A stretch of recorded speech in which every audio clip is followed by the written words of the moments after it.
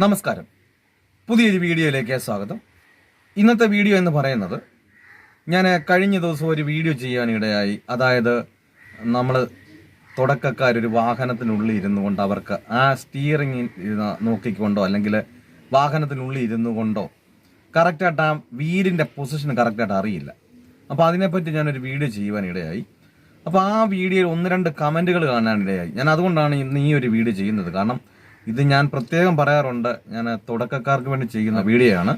അറിയാവുന്നവർ ഇത് കാണണമെന്നില്ല. കാരണം അറിയാവുന്നവർക്ക് എല്ലാം ഈസി, അറിയാത്തവർക്കെല്ലാം പ്രയാസം എന്ന് പറഞ്ഞതുപോലെ ഫ്ലൈറ്റ് ഓടിക്കാൻ അറിയാവുന്നവർക്ക് താഴെയുള്ള ഓരോ വണ്ടികൾ കണ്ടാലും പേടിക്കുകയോ അല്ലെങ്കിൽ അവർക്കെല്ലാം അത് ഈസി ആയിരിക്കും. എന്നാൽ ഒരു സ്കൂട്ടർ പോലും അല്ലെങ്കിൽ 2 വീലർ പോലും ഓടിക്കാൻ അറിയാൻ വയ്യാത്തവർക്ക് അതൊരു പേടിയായിരിക്കും, പ്രയാസമായിരിക്കും.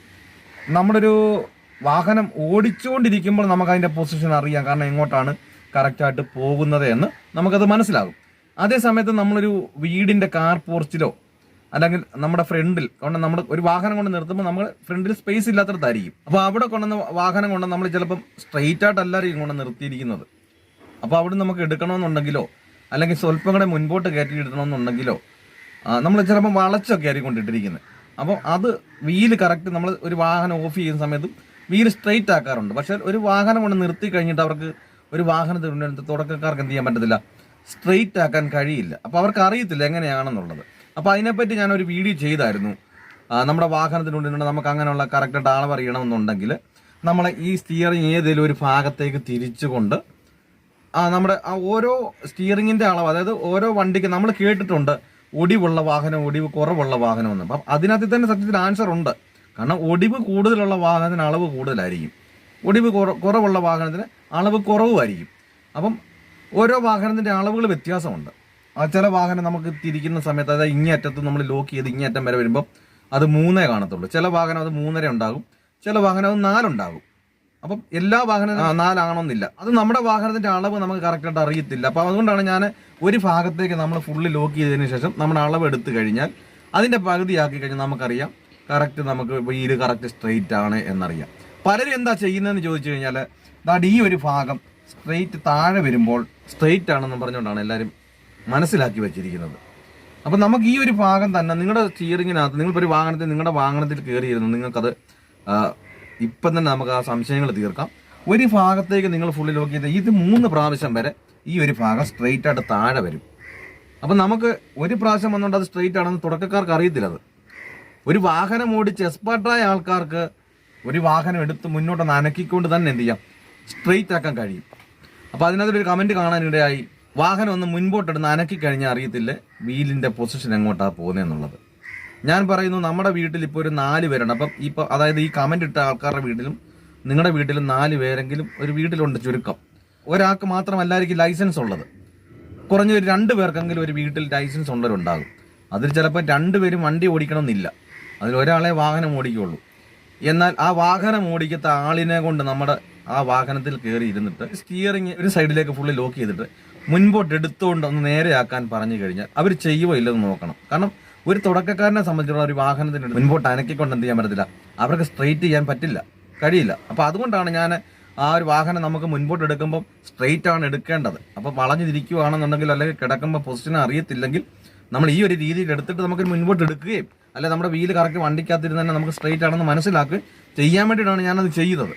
അതേപോലെ തന്നെ വേറൊരു കമൻറ്റ് കാണാനിടയായി, ഇങ്ങനെ ഇട്ട് തിരിക്കേണ്ട കാര്യമുണ്ടോ, വീല് തേയില്ല എന്നൊക്കെ.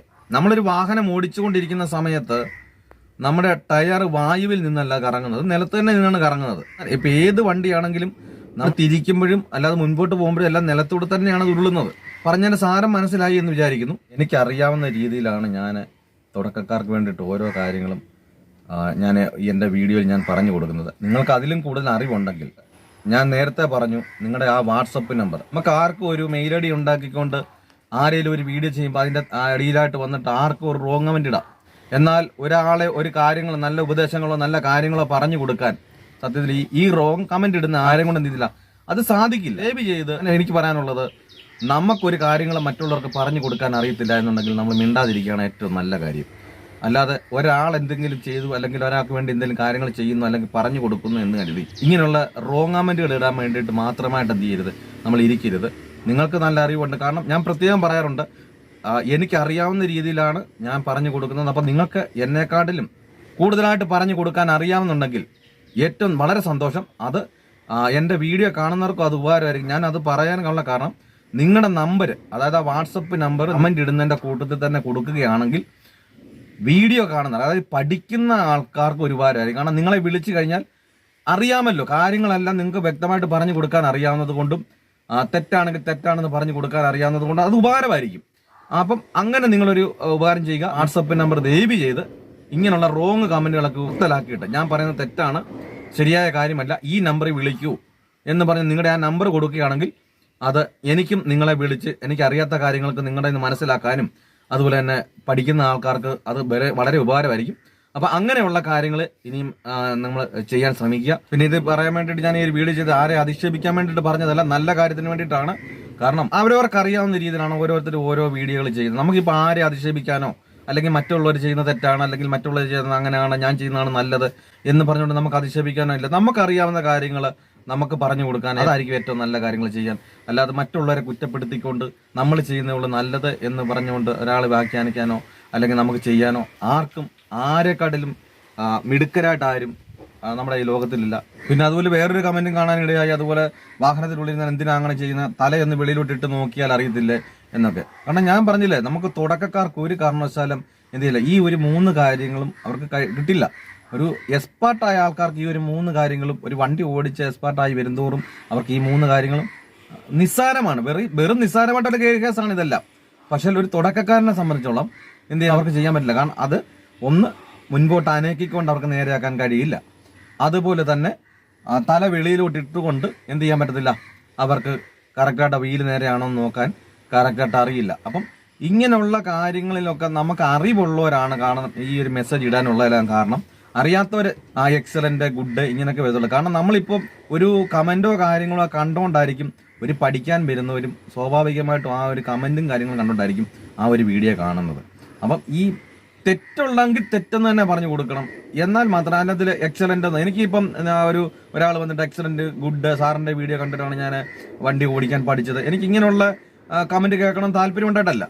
കാരണം നമുക്ക് അതിനകത്ത് തെറ്റാണ്, ഒരു വീഡിയോയിൽ പറയുന്ന കാര്യങ്ങൾ തെറ്റാണ് എന്നുണ്ടെങ്കിൽ തെറ്റെന്ന് പറഞ്ഞു കൊടുത്തിട്ട് നിങ്ങളുടെ നമ്പറൂടെ കൊടുക്കുകയാണെങ്കിൽ അത് സ്വാഭാവികമായിട്ട് ഒരു തുടക്കക്കാരന് അത് വലിയൊരു ഗുണമായിരിക്കും. കാരണം ആ തെറ്റെന്താണെന്ന് അവൻ കണ്ടു കഴിഞ്ഞാൽ, ആ വീഡിയോയ്ക്ക് അത് കേട്ട് കഴിയുമ്പോൾ അത് തെറ്റാണെന്ന് മനസ്സിലായി കഴിഞ്ഞാൽ ആ നമ്പറിൽ വിളിച്ചു കഴിഞ്ഞാൽ ശരിയായ കാര്യങ്ങൾ കിട്ടുമല്ലോ.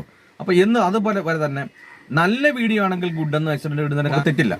കാരണം ഇത് കണ്ട് പഠിക്കുന്നത് തുടക്കക്കാർക്ക് വേണ്ടിയിട്ടാണ് ഈ വീഡിയോ ചെയ്യുന്നത്.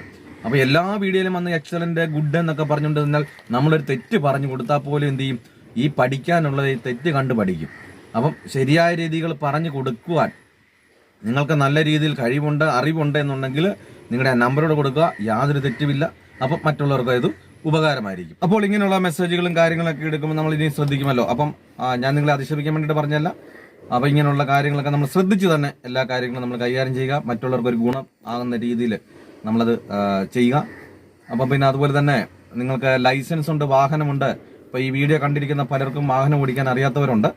അപ്പം നിങ്ങൾക്ക് ലൈസൻസ് ഉണ്ട്, വാഹനമുണ്ട്, വാഹനം ഓടിക്കണമെന്ന് ആഗ്രഹമുണ്ട്, പക്ഷെ പേടിയാണ് എന്നുള്ളവരാണെങ്കിൽ ഞാൻ കേരളത്തിൻ്റെ എല്ലാ ജില്ലകളിലും വന്ന് നിങ്ങൾക്ക് പ്രാക്ടീസ് നൽകുന്നുണ്ട്. നിങ്ങൾക്ക് ആഗ്രഹമുണ്ടെങ്കിൽ എൻ്റെ വാട്സപ്പ് നമ്പറായ 8606190693 എന്ന നമ്പറിലേക്ക് കോൺടാക്ട് ചെയ്യുക. ഈ ഒരു പ്രായത്തിൽ എന്നെ കൊണ്ട് പറ്റില്ല, ഞാൻ ലൈസൻസ് എടുത്ത സമയത്ത് 1-2 തവണ പ്രാക്ടീസിന് പോയി, എനിക്കൊരു കോൺഫിഡൻസ് ഉണ്ട്, അതുകൊണ്ട് ഈ ഒരു പ്രായത്തിൽ എന്നോട് പറ്റില്ല എന്ന് പറഞ്ഞ് മടിച്ചിരിക്കുന്നവരുണ്ട്. അവർക്ക് ആഗ്രഹമുണ്ട്. അതേപോലെ തന്നെ വീട്ടുകാർ മടിപ്പിക്കുന്നവരുമുണ്ട്. നിന്നെ കൊണ്ട് ഈ ഒരു പ്രായത്തിൽ പറ്റില്ല, ഞാൻ പോയിട്ട് തന്നെ പറ്റുന്നില്ല, അപ്പോൾ നിന്നെ കൊണ്ട് ഒട്ടും പറ്റില്ല എന്ന് പറഞ്ഞ് മടിപ്പിക്കുന്നവരുണ്ട്. ഞാൻ പറയുന്നത് നമുക്ക് ഡ്രൈവിങ്ങിൽ ഒരു പ്രായം ഒരു പ്രശ്നമല്ല. നമുക്ക് ലൈസൻസ് ഉണ്ടോ, കയ്യും കാലും ഉണ്ടോ, ആർക്കും ഒരു വാഹനം ഓടിക്കാം. നിങ്ങൾക്ക് ആഗ്രഹമുണ്ടെന്നുണ്ടെങ്കിൽ എന്നെ കോൺടാക്ട് ചെയ്യാം.